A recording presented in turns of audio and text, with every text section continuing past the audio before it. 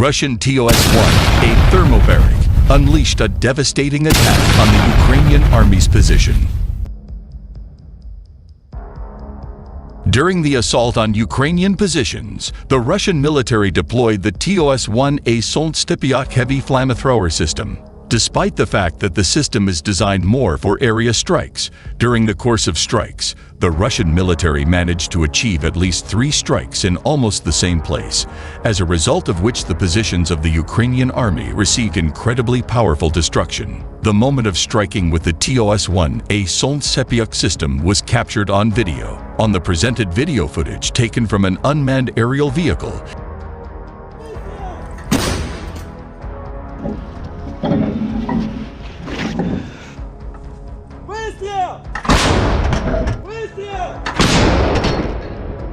you can see the moment of strikes on the positions of the Ukrainian army. It was not possible to establish exact geolocation data. However, on video frames you can see that the strikes are devastating. In addition to powerful explosions at the site of strikes, you can see how a shockwave with an approximate radius of about 80100 meters diverges in different directions, causing damage by secondary impact factors.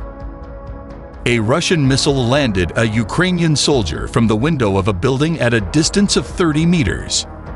During the assault on one of the abandoned residential buildings, the Russian military needed to use an anti-tank missile system in order to dislodge the Ukrainian military from their positions. As a result of an accurate hit of an anti-tank missile on the window of the building, the explosion of the latter sent a Ukrainian serviceman flying at a distance of almost 30 meters, as evidenced by the corresponding video footage that was at the disposal of Avia.pro journalists.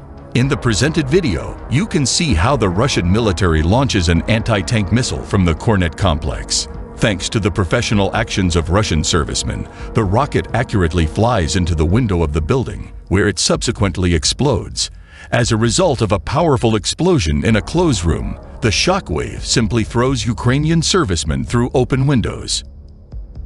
While they weren't originally designed to be used in urban areas, vacuum bombs could be particularly lethal if shot into building complexes and other densely populated regions, he added. You can imagine if this is contained inside an enclosed space, nothing would survive inside that space, Johnson said. If you don't die immediately, the pressure would rupture your internal organs. It's really horrendous. It's kind of like the neutron bomb. There was no prohibition against it, but everybody just realized how horrible it was, and they didn't want that, Johnson said.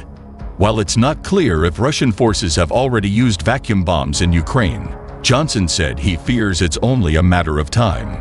I have no doubt they will use them, he said. They have them there because these weapons have operational combat utility. At some point, the Russians are going to bump into something, whether it's in one of the cities or a defensive position, and that will be their weapon of choice.